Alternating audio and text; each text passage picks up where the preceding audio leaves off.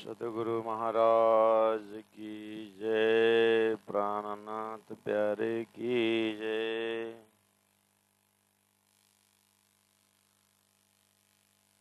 परमादरणीय सुंदर साल जी मजल पर उपस्थित हो चुके हैं और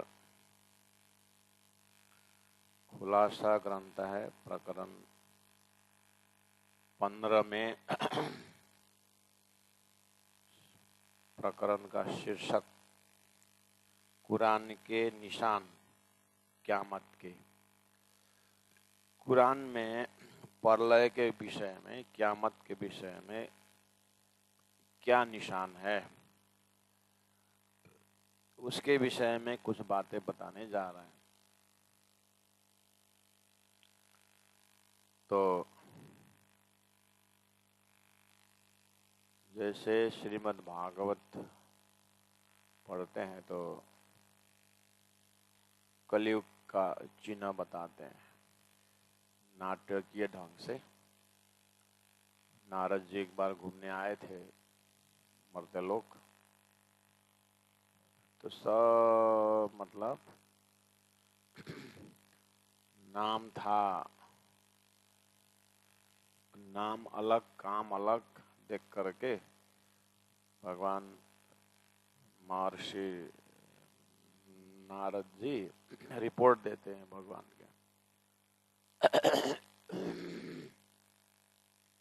कलयुग व्यापक है, कलयुग व्यापक हुआ बोलते हैं।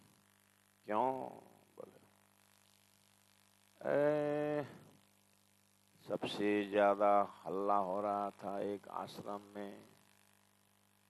कौन सा आश्रम इतना हल्ला है करके गया तो लिखा था बार बोर्ड में मौनी बाबा का आश्रम लिखा था, और मौनी बाबा के आश्रम में तो इतना हल्ला है, सब नाम एक तरफ काम एक तरफ करके अब रिपोर्ट देते हैं कलयुग का लक्षण बता। ज्ञानियों का लक्षण है, भक्तों का लक्षण है।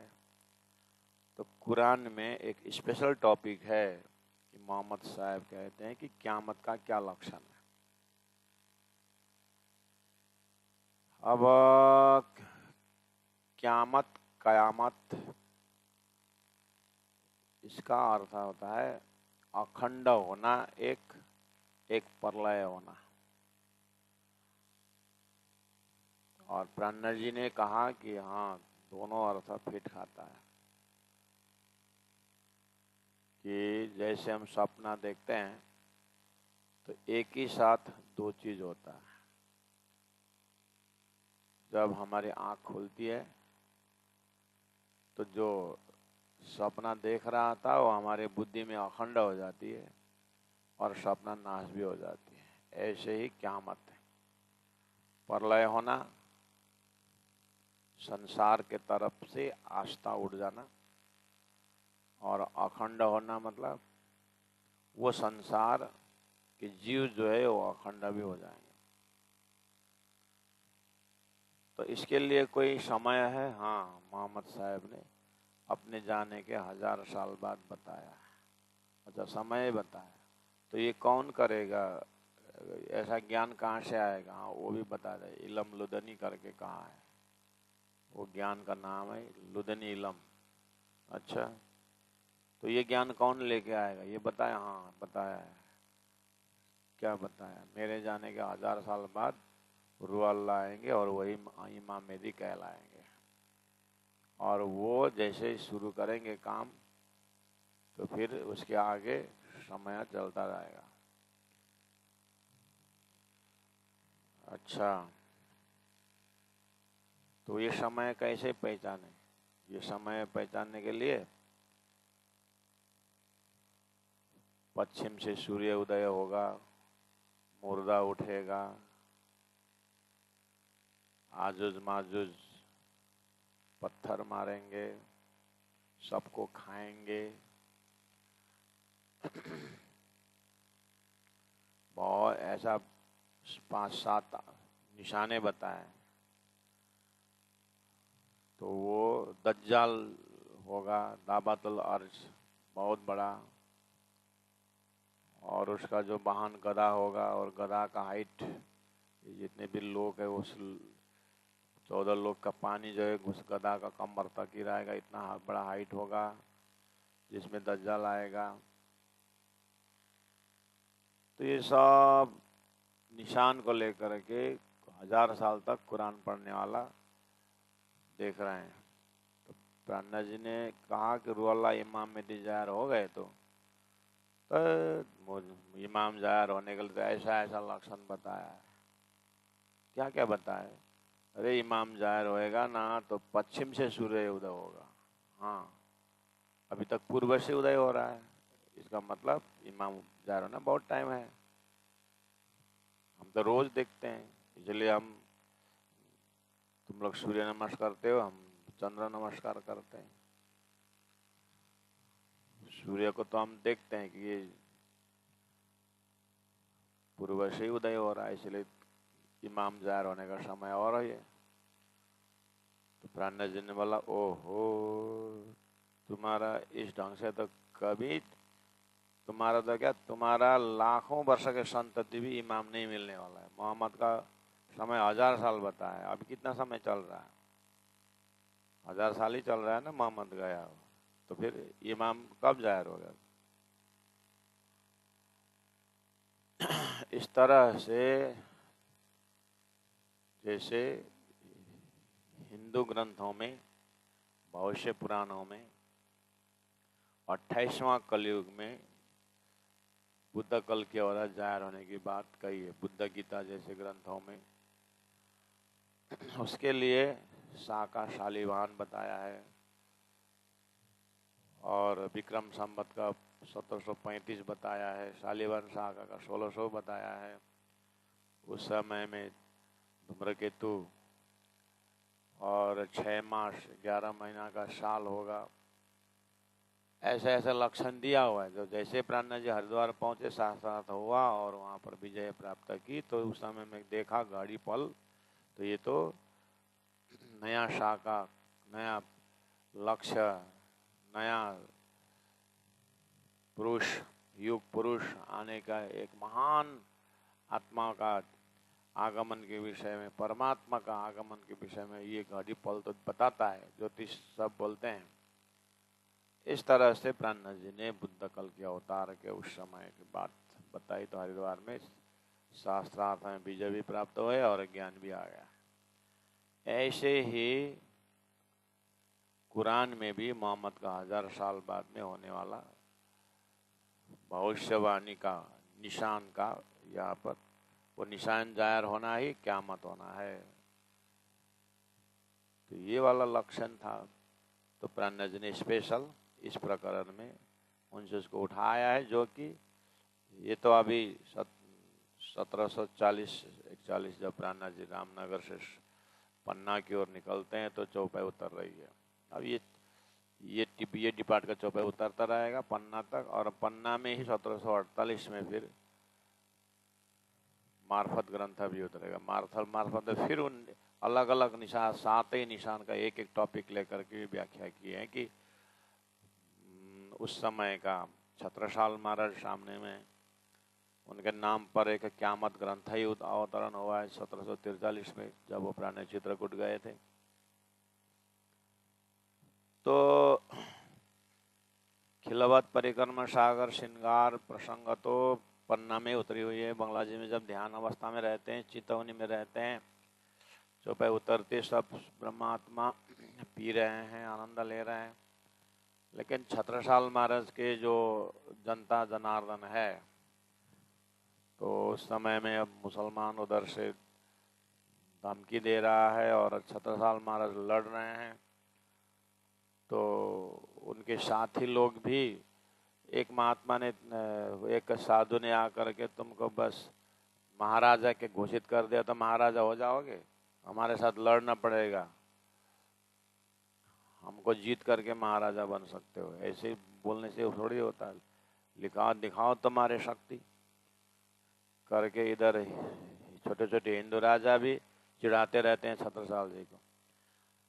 उधर में बार बार औरंगजेब का फौज आता रहा था। शेर अफगान खां तो वहाँ पर आक्रमण, मोहम्मद जाते समय आक्रमण कर ही रहा था। 3000 फौज लेकर आया है और 17 साल को 300 फौज है। अब उससे लड़ने की बात हुई तो फिर प्राणनाथ जी के आशीर्वाद से सब अपने आप लड़े, मरे, कटे, खत्म हो गए। तो ये तो चमत्कारिक शक्ति देख ही रहे हैं लोग। तो ऐसे इन्वायरमेंट में प्राणनाथ जी उतना कुरान में सनंदा और खुलासा उतर गया है। देखो वो जो भाई है करके तो वहाँ फुर्सत नहीं है। फिर वहाँ पर उसी हिसाब से और ताज़ा दिमाग से और जोर तोड़ से साक्षात प्रत्यक्ष समझाना पड़ता है उस समय के लोगों को। तो फिर मार्फत सागर उतरता है, फिर क़यामत उतरता है, एक एक घड़ी पल बताते हैं वहाँ पर। तो ये जिस तरह से रास किताब में अखंड रास की बारीकी लीला जताते हैं परम धाम के सैंपल की तरह। परम धाम को समझने के लिए पहले रास का प्रेम समझो करके बताया, डिटेल बारीकी में क्या। ऐसे सदगुरु की महिमा प्रकाश ग्रंथ में आया तो फिर वो मोहम्मद की महिमा उन लोगों को बताना पड़ेगा कि मोहम्मद ने खुदा का दर्शन किया। तो नहीं मानने वालों को शैतान बोला, तो शैतान का लक्षण वास्तव में क्या है देखो क़यामत में करके फिर बोलना पड़ा। तो फिर मार्फत फिर क़यामत फिर आ रहा है। और कलश ग्रंथ में अक्षरातीत की अक्षरातीत लक्ष्य किस तरह से कलश में और ज्ञान का प्रकाश डाला, इसी तरह क़यामत नामा में और महामती प्राणनाथ जी के प्रकट होने के विषय में और जोर तोर से बोलते हैं। फिर ध्यान चिंतन समय जो है परमधाम जाहिर होने का समय भी यही है और हकी स्वरूप भी होना है। इसलिए परब्रह्म परमात्मा के हृदय से अब कंप्लीट नॉलेज होना है, कंप्लीट ज्ञान होना है तात्म ज्ञान द्वारा। इसलिए क़यामत ग्रंथ ही दे दिया कि ये क़यामत किस तरह से अब परलय होना, अखंड होना, अखंड होने का ज्ञान किस तरह से आएगा, वो क़यामत में तिथि बताया है कुरान में। तो ये वाला चैप्टर खुलासा जा रहा है और मार्फत और क़यामत और आगे आएगा। मैं पहला क़यामत उतरेगा फिर मार्फत उतरेगा, उस चीज़ को बताते रहना पड़ता है ना। तो 36 साल मार्फत को जोश आता है, फिर आगे निकलते हैं। इसीलिए तो औरंगजेब बादशाह में हार गया और बोला अपने भतीज को और अपने पुत्र को कि अब 17 साल को इमाम मिल गया है, अब कोई नहीं जीत सकेगा, वापस आओ। ये वातावरण, ये इन्वायरमेंट है। इसीलिए प्यारे सुंदर साथ जी अब खुलासा हमारा भी 2-4 दिन में ख़त्म हो जाएगा। मार्फत तो हमारा ऑनलाइन क्लास में मार्फत हमने पहले ही कर चुके हैं। अब एक किताब बचा हुआ है क़यामत, इसी परिवेश का, और वेद का अंतिम रसोई व स ब्रह्म व रसः बताने के लिए रास किताब बचा हुआ है हमारा ऑनलाइन में। अब 2 ही किताब आ गया। और परिक्रमा किताब जो है वो चर्चनी के लिए ही रहता है। जिन चर्चनी अद्योपांत चर्चनी का ज्ञान है उनको परिक्रमा किताब में आनंद आता है। वो तो नक्शा तक करके जो सिखा हुआ होता है, उसके लिए अलग से फॉर्म भरेंगे कोई कि हमारा चर्चनी हो गया है, तो वो फॉर्म के आधार पर चौपाई चला सकते हैं। नहीं तो फिर टेलीफोन में आलू का साइज बताने से कोई फ़ायदा नहीं है। इतना इतना साइज का आलू भेज दो करके टेलीफोन में तो नक्शा आता नहीं है। ऐसे जिस दिल दिमाग में चर्चनी का नक्शा परमधाम का नहीं है, वो वर्णन परिक्रमा किताब मज़ा नहीं आएगा। फिर भी उसमें नक्शा पोर्शन आप अपने जिम्मेदारी में छोड़ देते हैं, उसमें से जो रस भरने का जो चौपाइयाँ हैं, प्रकरण है, उसको हम कवर कर सकते हैं, वो लास्ट पोर्शन है।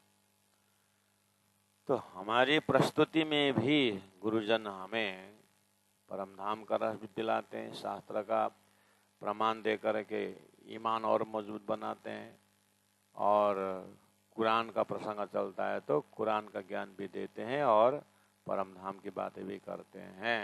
तो खिलवत परिक्रमा भी उतर रहा है और मार्फत क़यामत की बात भी चर्चा भी चल रही है।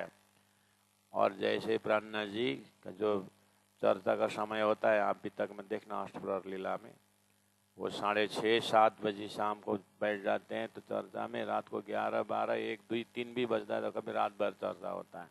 उसमें टॉपिक अलग अलग रहता है।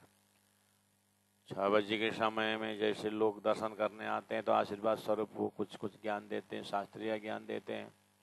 फिर थोड़ा आगे जा कर के ईश्वरी दर्जा के ज्ञान दे, राजाओं को फिर वीर रस की उपदेश देते हैं। जब भीड़ कम होती जाती है तो रात में तो अब वो लोकल जो है घर बार छोड़ कर के आए हुए हैं, उनके साथ फिर परम धाम की बातें करते हैं। और उन्होंने भी फिर जो है ब्रह्मशिष्टियों के जमात में भी अलग अलग गुण से असर किए हुए हैं, तो उनको भी फिर वृत्ति राज्य का स्वरूप श्रृंगार का वर्णन, वो तो रात को 12, 1, 2, 3 बजे तक ऐसा चलता रहता है। तो ये सब दिनचर्या क्या सिखा रहा है, क्या दर्शन हो रहा है इसमें बाल लीला से लेकर के चारों आश्रम, मनुष्य का चारों आश्रम इस अष्टप्रहर लीला में, ब्रह्मचारी आश्रम, गृहस्थी आश्रम, वानप्रस्थ आश्रम, संन्यास आश्रम, जैसे ही अष्टप्रहर लीला में, अष्टप्रहर में 8वें प्रहर में चारों आश्रम का दर्शन होता है। इसीलिए उम्र के हिसाब से नहीं है, ज्ञान के हिसाब से मनाया जाएगा। ज्ञान का हिसाब का दिनचर्या होता है। उम्र का तो संन्यास लेना तो उम्र से संन्यास नहीं है, तारतम्य ज्ञान की गहराई से संन्यास है। पर्दा लिखिया मुँह पर वास्ते आवने हिंदुओं में जायर परस्त, जो आरब सो इशारत समझता है। जो जायरा परस्त, ये जायरी उपासक जो गुणांग इंद्रियों में परवश हुए हैं, अरबी लोग कुरान को पुस्तक, धार्मिक पुस्तक मानने वाले, ये इशारा तो समझता ना है। जो इशारा है वो जानते नहीं कि पर्दा के पीछे आएंगे। तो वो चीज हमने कल थोड़ा चिंतन किया, आपने भी 2-4 बार पढ़े होंगे, 17 चौपाई है। अब आज 15वां प्रकरण में देखिए कुरान के निशान। वर्ष 90 हजार पर गुजरे एते दिन, क्या मत लिखी कुरान में सोए न पाई किन्न। कई पढ़ काजी हुए, कई आलम आरफ, मायने मगज मुसाफ के कि न खोलिया न एक अरब। अब शुरू किए प्राणनाथ जी ने। प्राणनाथ जी जिस समय में है उस समय में कुरान की तिथि मिति देखने से पता चलता है कि 1090 वर्ष, वर्ष 90 हजार पर, 1000 + 90 = 1090 वर्ष। मोहम्मद गया हुआ 1090 वर्ष हुआ, 1090 वर्ष, इसका मतलब 11वीं सदी हो गया। सतगुरु महाराज आए वो 10वीं सदी, और अभी 1090 वर्ष हो गया। 1638 में सदगुरु आए तो उस समय में 10वीं सदी चल रही थी। अब 1638 से 1738, प्राणनाथ जी 1738, 39-40 रामनगर तरफ है और खुलासा उतर रहा है, शुरू हुआ है। तो 40 में तो पन्ना पहुंचते हैं और 70 साल से महाराज से मुलाकात होती है, तो 100 साल बीत गए तो 11वीं सदी हुआ। तो 990 हुए रसूल को जब सब सदगुरु महाराज आने का। अब 100 साल में कितना हुआ, 1090 हुआ है ना। तो 1090 में हो जाता है 38, 1638 से 1738 हुआ ना, तो 1000 वर्ष, 1090 वर्ष हो गया। वर्ष 90 हजार पर, तो 1090 वर्ष गुजरे इतने दिन, इतना समय बीता। कब? मोहम्मद जाने का 1000 साल, मोहम्मद जाने का 1090 समय बीता। इस समय में क़यामत लिखी, क़यामत लिखी कुरान में। कुरान में क़यामत लिखी तो क्या? प्रलय लिखा हुआ। प्रलय मतलब प्रलय होने का दो अर्थ होता है, जो हमने कलश ग्रंथ से, वैदिक मंत्रों से सीखा हुआ है। एक महाप्रलय है और एक आत्यंतिक महाप्रलय है। जो अक्षर ब्रह्म का आँख खुलना और सृष्टि उठना, ये है प्रलय, जो महाप्रलय है, जो भगवान नारायण भी अक्षर के आँख में अव्याकृत के अपर प्राणों में उठ जाते हैं। नारायण भी उठने का, ये है सृष्टि का महाप्रलय। ब्रह्मा जी का 100 साल एक स्टैंडर्ड लिया हुआ है। अभी ब्रह्मा जी 50 वर्ष, 51 वर्ष के, और भी 50 वर्ष और बांस रहेंगे। ये सृष्टि की आयु परमात्मा के ही संदेशवाहक लोगों ने, चिंतकों ने दिया हुआ है। उसी जगह में आत्यंतिक महाप्रलय भी लिखा हुआ है, जिसको बोलते हैं जीव में जागरूकता आना और जीव अखंड होना, या जीव जन्म मरण के चक्कर में ना आना, और जिस पिंड में है उसी पिंड से वो ब्रह्मानंद में, रस में डूब जाने वाला। अब ये शरीर धारण किया है इस जीव ने, अब दोबारा ऐसा धारण नहीं करेगा, वो ब्रह्म ज्ञान से मुक्त हो जाएगा। तो उसको बोलते हैं जीवन मुक्त दशा महात्मा। जीवन है लेकिन वो मुक्त है, जीवन मुक्त दशा। जीवन होते ही वो मुक्त है और फिर दोबारा उसका जन्म न हो, उसको शास्त्र में आत्यंतिक महाप्रलय कहा है। तो प्राणा जी ने कहा कि तुम्हारा क़यामत लिखी कुरान में, तो कुरान में क़यामत लिखने के विषय में तुमने पूरा ब्रह्मांड ही लय होने का ऐसा सोचा क्या? उसके लिए तो बहुत समय है, वो तो 13वीं सदी लगता है, अभी तो 11वीं सदी है। कौन सी 13वीं सदी है? वो ब्राह्मिक टाइम का 13वीं सदी है। तुम्हारे 13वीं सदी में तो वैदिक वेदों में जो महाप्रलय बताया है वैसा ही है। तो यहाँ जाहिरी सदी से भी देखोगे तो ये 1090 की बात हो रही है। इसी तरह अब क़यामत का अच्छी तरह सुनो। उस समय क़यामत होने की बात बताई है, तो क़यामत होने का यानी जीव का अखंड मुक्ति होने का, ज्ञान आने के विषय में क़यामत लिखा हुआ है। तुम क़यामत करके पूरे ब्रह्मांड प्रलय करके मर जाने का ऐसा मत सोचो। जो दिया है ना 1090 मोहम्मद ने क़यामत का समय, वो ज्ञान के लिए बोला है। अखंड होने का ज्ञान आएगा ऐसा, और वो स्वरूप इमाम मेहदी है, रूहुल्लाह इमाम मेहदी बताया। तुमने तो पूरे ब्रह्मांड ही प्रलय कर दिया और खुद तो चले गए उसमें, ऐसा नहीं है। उसी इसलिए तो 1000 साल 11वीं सदी में मुर्दे से, कब्र से मुर्दे उठेगा। तो मुर्दा उठना क्या है? तुम लोग तो मुर्दा में जो शरीर दफनाते हो, 1000 साल से तो दफना रहे हो, और बोलते हो क़यामत में इमाम आएगा उठाएगा, खुदा आएगा उठाएगा। खुदा आकर के मुर्दा थोड़े ना उठाएगा भाई। ये शरीर रूपी पंचभौतिक देह रूपी कब्र में मुर्दा की तरह सोया हुआ है जीव, उसको जगाने का ज्ञान आएगा, वो जग जाएगा और अखंड खुदा को मिलेगा, जाने का, समझेगा। तो फिर ये दोबारा जन्म मरण चक्कर में नहीं आएगा।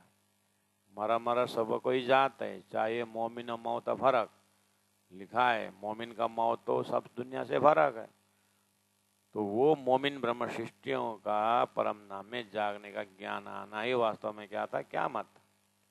उन ब्रह्म सृष्टियों के ज्ञान को, ब्रह्म ज्ञान को सत्संग करके जीव को अपने नाशवंत सपनिक जीव भी तारतम ज्ञान द्वारा, इलम लुदनी द्वारा परम धाम को जानेगा तो वो अखंड विस्ता में अखंड मुक्ति हो जाएगा। इसलिए तो मोहम्मद ने अष्टविषय की बात की।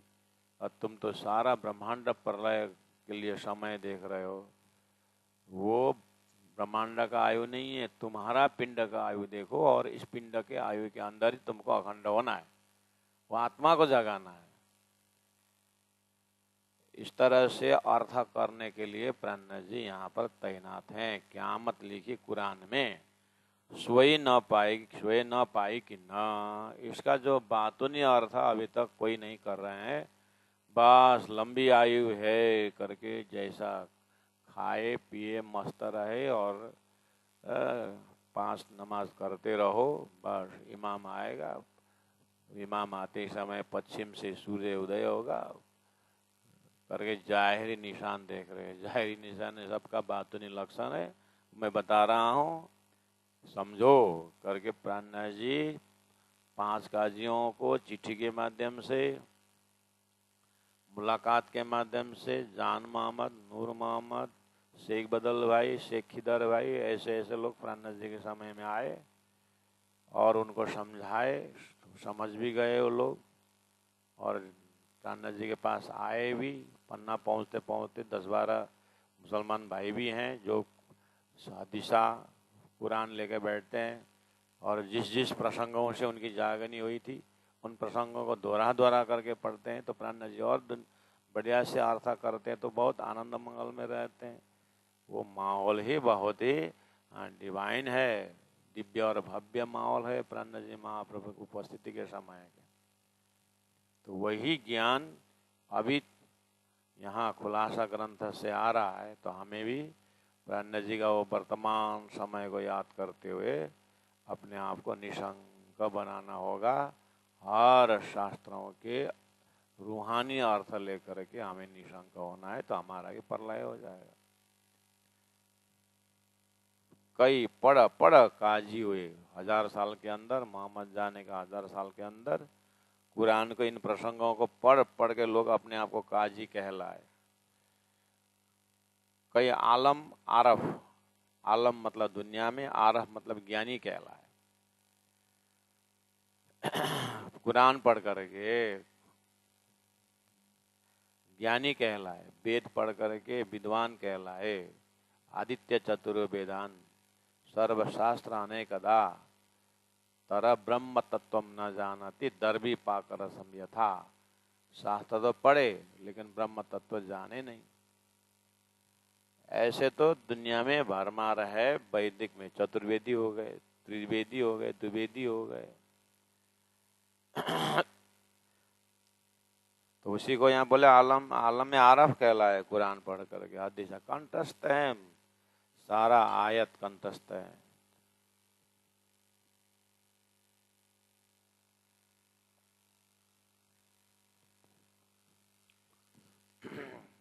सिगरेट के बाहर कवर में लिखा हुआ है, smoking is injurious to health. अंग्रेजी में पीएचडी कर रखा है, मेजर इंग्लिश लेकर के पढ़ा हुआ है, लेकिन वो सिगरेट का लिखा हुआ समझता ही नहीं है। सिगरेट पीता रहता है और वो पढ़ता रहता है। वहाँ वार्निंग दे रखा है, वो तो देखता नहीं है। तो इंग्लिश नहीं जानता बोलो तो जानता है, तो करता क्या है। इसी तरह शास्त्र में सभी बताया है, महाप्रलय में होने की बात बताई है, और इमाम जाहिर होने का लक्षण बताया हुआ, और इमाम आकर के बता रहा है कि जाहिर हो गया और समझते नहीं, तो ये इन मूर्खों से क्या कहना। फिर लिखते हैं वहीं पर, वो विद्वानों के कान में और आंख में अज्ञान का मोहर ठोका हुआ मिलेगा करके बोल रहा है। तो प्राणनाथ जी बोल रहे देखो तो यहाँ ज्ञानी हो लेकिन बात नहीं समझ रहे, तो यहाँ पर तुम्हारे लिए यहाँ पर लानत लिखी हुई है, ये मोहर ठोका हुआ है, यहाँ पर तुम्हारा अंधे रहोगे। इस तरह से फटकारा भी है। इसलिए कई पढ़ काजी हुए, कई आलम आरफ कहलाए, तरह मायने मगज मुसाफ के। मायने अर्थ मगज, गुह्य अर्थ मुसाफ के, कुरान के, शास्त्र के, कि न खोल्या न एक आरफ। लेकिन वो बातूनी अर्थ निकाल करके मार्फती अर्थ से ब्रह्मानंद को देखना था, वो चीज खुलता ही नहीं उनको। तो 1000 साल तो ऐसे चला गया, लेकिन 1000 साल की चिंता नहीं थी। महाबा ने कहा ही था कि 1000 साल बाद आएंगे, खुदा अर्थ करेंगे, लिखा था। लेकिन 1000 साल हो भी गया है, आ भी गए, अर्थ बता भी रहे, फिर भी नहीं समझना, मूर्खता है। 28वां कलयुग में आने की बात बताई है। त्रिगुण को पहुंचाए पार लिखा हुआ है। तारतम्य न जानते सच्चिदानंद लिखा हुआ है। कृष्ण एवं अक्षरातीत सच्चिदानंद लिखा हुआ है। फिर भी समझाने पर भी कोई ध्यान नहीं दे रहे, तो उनको मूर्ख कहा जाए, उनको अंधा कहा जाए। जिनको ज्ञान ही नहीं है, संदेश पहुंचा ही नहीं है, तो वो तो पुराना ही रूटीन में चलने वाला, उनको तो कोई दोष नहीं है। लेकिन जानबूझ करके विद्वान लोग खुद को नहीं मिला तो अब हमारा इज्जत कम हो जाएगा, हमें को सम्मान नहीं मिलेगा करके अपने सम्मान को सुरक्षा करने के लिए शास्त्रों का रहस्यमय ज्ञान खोल करके नहीं बताना, यही तो शरीयत है, यही तो कर्मकांड है। तो अन्ना जी उस चीज को बार बार झगड़ा करते रहते हैं। विद्वानों को समझाते हैं, राजाओं को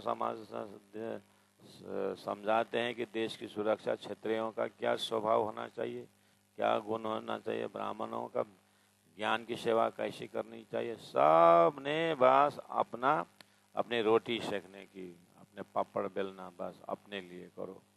इतने स्वार्थ बन चुके, न देश की चिंता है, न प्रजा की चिंता है, न धर्म की चिंता है, न मातृभूमि की चिंता है। सब स्वार्थ में डूबे हैं। राजा भी, रजौटे भी और इस साधु संत सब अपना अपना एरिया को सुरक्षा रखने के लिए। अब जमीन ही धसक रहा है तो तुम्हारा ऊपर का मजहब क्या काम आ जाएगा। तो इन प्रसंगों से प्राणनाथ जी महाप्रभु ने कीर्तन ग्रंथ में सर्वदेशी चर्चा में भी रखे हुए हैं। तो यहाँ स्पेशल खुलासा कर रहे हैं, स्पष्टीकरण दे रहे हैं कि कुरान का कोई अर्थ क्या है, ये बताने के लिए मायने मगज मुसाफा के कि न खोलिया न एक आरब लिखा जा रहा कुरान में स्पष्ट लिखा हुआ है कि और माजजे सबरत, कि जितने भी चमत्कार की जो बात करते हो सब मोहम्मद ने रद्द कर, कुरान रद्द करता है। साचा माजजा इमाम, माजजा मतलब चमत्कार। कुरान को पढ़ करके कलमा साथ करके लोग आज भी तो चमत्कार में लगे हुए हैं। मुसलमान लोगों तो और चमत्कार में ज्यादा विश्वास करते हैं। तो प्राणनाथ जी ने बोला कुरान में लिखा जा रहा कुरान में और माजज सबरद, जब इमाम जाहिर होगा ना, ये तो तुम्हारा चमत्कार सब खत्म हो जाएगा।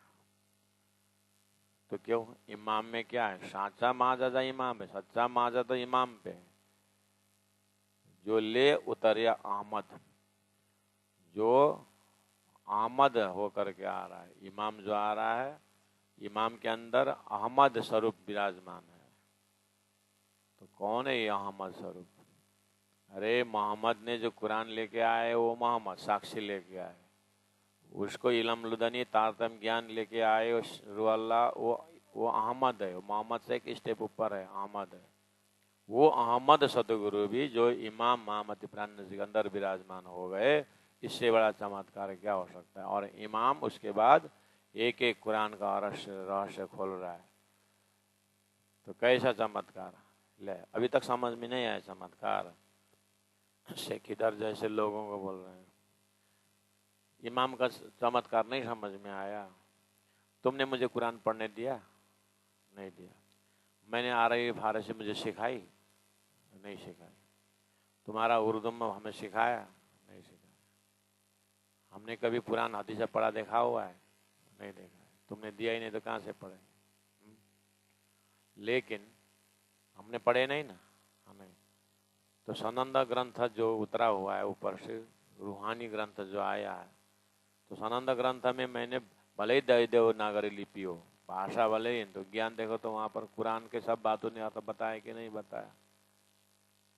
जो कुरान का प्रसंग सनंद ग्रंथ में मार्फत में जो उठ खुलासा में जो उठ रहा है, वो हमने कुरान पढ़े बिना अर्थ कर दिए।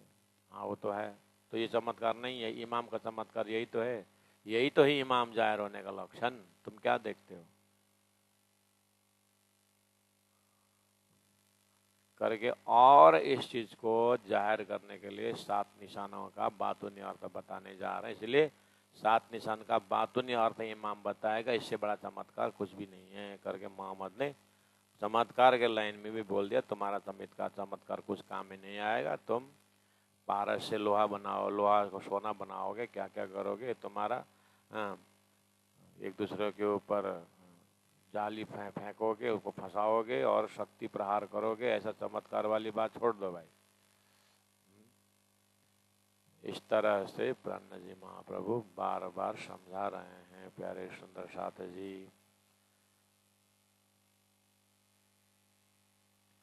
करामत कलाम अल्लाह की, अल्लाह कलाम कुरान शास्त्र का ज्ञान, उसका करामत क्या है, उसका चमत्कार क्या है, उसके अंदर इमाम जाहिर होने की जो बात बताई है उसको समझाना वास्तव में कुरान का करामत है। सांची कहियत सोए, परमात्मा की वाणी के अंदर जो चमत्कार है वो सच्चा चमत्कार है। कैसे लिखा है कुरान में? कलाम अल्लाह के अंदर ज्ञान का चमत्कार है, ब्रह्मा खुदा जाहिर होने का जो प्रसंग है, उसे बड़ी कुरान का चमत्कार क्या हो सकता है? तुमने तो शरीयत का कर्मकांड का छोटी छोटी शक्तियों को चमत्कार करके लगे हो, वो कुरान का असली अर्थ हो करके इमाम जाहिर होना ये कुरान का चमत्कार है। सो बिना इमाम ना होए, इमाम से ही वो इमाम का अर्थ लगेगा। ये भी तो कुरान के अंदर चमत्कार बताया है। ये चमत्कार कहाँ हो रहा है, नहीं जानते हो? अरे हमने पढ़ा नहीं फारसी, ना का जो हरफ अरब जानते हैं, सुनिया न कान कुरान को, ना तुमने कुरान हमको सुनाए और खोलता माया ने सब, फिर सभी अर्थ मैं खोल रहा हूँ, तो ये चमत्कार नहीं है? और खोलता माया ने सब, हम सब अर्थ खोल रहे हैं। तो आज के तिथि में आप अच्छी तरह से ये कुरान, ये जो प्रसंगों को देखिए, और आपके घर में काम करने वाले मिस्त्री लोग होंगे, आपके अंदर में राजमिस्त्री होंगे, कारपेंटर होंगे, मुसलमान लोग जो शुक्रवार को नमाज पढ़ते हैं, सारा काम छुट्टी करते हैं, हो गए आपके घर गांव में, उनसे पूछिए अल्लाह ताला का अर्थ क्या होता है, पूछिए। अब नमाज पढ़ने जा रहे हो, नमाज में क्या पढ़ते बताओ? 7 निशान कुरान में लिखा हुआ है, वो क्या है बताओ? बोले भाई हम तो लेबर क्लास है, वो तो मुल्ला को पूछना पड़ेगा, मौलियों को। तो फिर पूछो मौलियों को, पूछ के आओ। तो मौलियों को जा करके पूछा तो किसने बताया तुम्हें? वो हमारे जिस घर में हम किराए में रहते हैं, वो किराए के मालिक बोलते हैं। पूछो क्या नमाज का अर्थ क्या होता है, 5 नमाज क्या है करके पूछ रहे हैं। मुल्ला बोलेगा, वो मस्जिद के पुजारी बोलेगा वो तो है। तो फिर अर्थ मांग रहे हैं कि 7 निशान क्या क्या है। अरे वो तो आना बाकी है, वो अभी का वो नहीं है, तो इमाम जाहिर होने की बात है। तो फिर पूछो उनको इमाम जाहिर होने का लक्षण क्या है, चमत्कार, पूछो फिर उसको। अब मुल्ला दूसरे मुल्ला को बोले, तीसरा मुल्ला को बोलेगा, 8-10 मुल्ला इकट्ठा हो जाएंगे, जो पूछ रहे हैं उसको मार के लाना चाहिए, तो मार दो उसको। अर्थ नहीं आता है तो मार दो फिर उसको। यही तो चलता है। इस तरह से तो आज भी हमें दिखाई दे रहा है सुंदर साथ जी। तो प्राणनाथ जी के उस समय में कितना खतरनाक लोग बैठे हुए थे, तो फिर भी प्राणनाथ जी ने दावा के साथ पूरा बता रहे हैं। तो इससे ज़्यादा चमत्कार क्या हो सकता है? प्राणनाथ जी के अंदर जो कार्य हो रहा है, ये तो बस सबसे बड़ी चमत्कार है। पढ़िया नाही फारसी, ना कछु हरफ अरब, सुनिया न कान कुरान को, और खोलत मायने सब, और खोलत मायने सब। बोलो श्री प्राणनाथ प्यारे की जय, सदगुरु महाराज की जय, तीनों पुरी धाम की जय, सर्व सुंदर साथ की जय। प्रणाम।